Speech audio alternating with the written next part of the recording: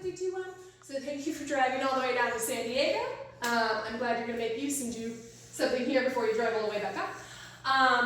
But especially with the shoulder out, a couple of things we did. We focused on footwork in kind of 2 applications. The second application was a little more straightforward of like, let's change your footwork timing. But the first one was talking about specific scenarios that got you to ground through your feet a little bit more. So sometimes when we picked some styling variations, we were almost dancing on top of the floor. And I know we've had other lessons about rolling through the feet and pushing into the ground on our triples rather than on top of the floor. But when we did say like a rainbow with our partner, where they bring our arm up here, our go-to was dancing up here instead of connecting through the floor. I'm like pushing myself from foot to foot so that I'm finding the lateral connection in the hand, right? And then it made it really easy when we were practicing having the lead pick the exit, having the follow pick the exit, right? Rather, when I'm in this intermediate state, my leader is like, I don't know when I can actually bring you out of this. We don't have any connection. So if I do something in this intermediate state, it's generally pretty quick, and then I'm seeking that connection. Then we practiced the same thing in a different connection point. So like when the leader rolls you in front, and instead of the hand, they're using your rib cage, right? So we practiced first doing it slow, like 1, 2, 3, 4, 5, 6, and same drill of having the lead pick the exit, the follow pick the exit. And noticing again, we're trying to take upward energy out of it, because again, this starts to unground me.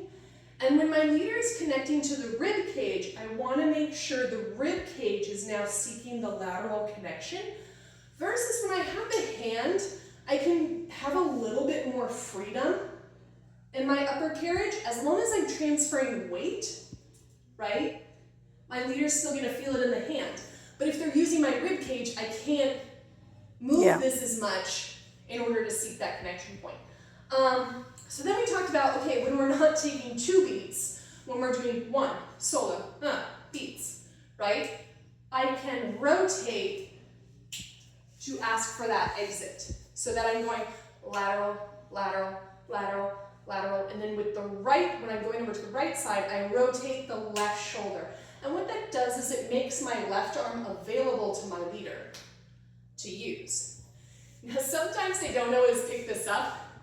I mean, obviously today worked out beautifully, but sometimes when I'm social dancing, I like give them the arm and I'll pulse here until they're like actually ready to move me out. But just by doing the rotation, it frees up a limb for the connection point to get led out of that.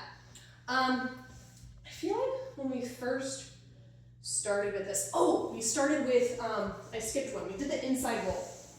So we did inside roll to one of these, the like out and in, and out and in. We talked a lot about slowing this down and really waiting for each one of these to be led.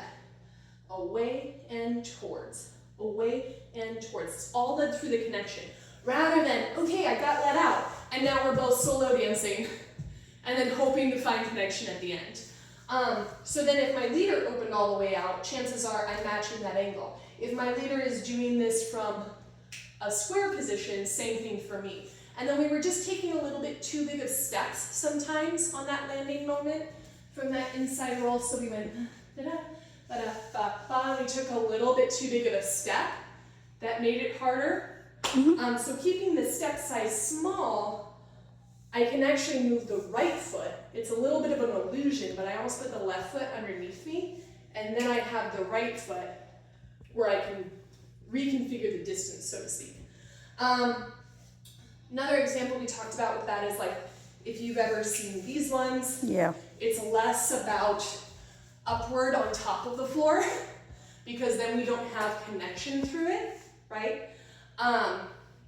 Rather than if each one is a little bit more grounded and staying connected in the hand, then I can change something to let my leader know I would like to exit this, please.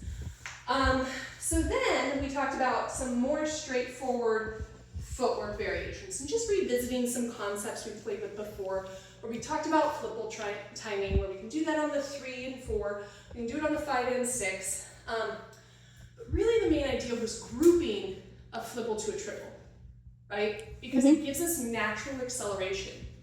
So instead of quick, quick, slow, quick, quick, slow, I'm now going slow, quick, quick, quick, quick, slow, right?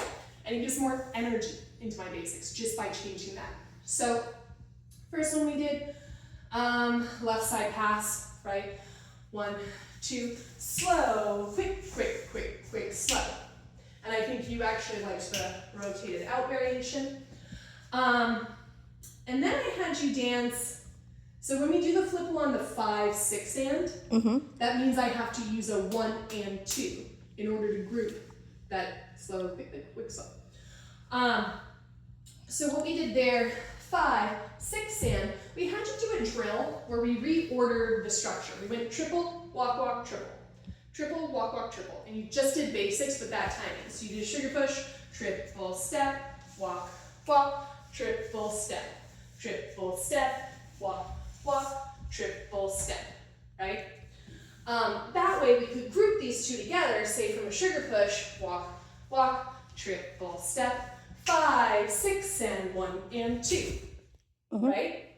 And then we talked about when we're doing our 1 and 2, whatever space I occupy on a normal 1, 2, I have to occupy that same space with a triple step. So I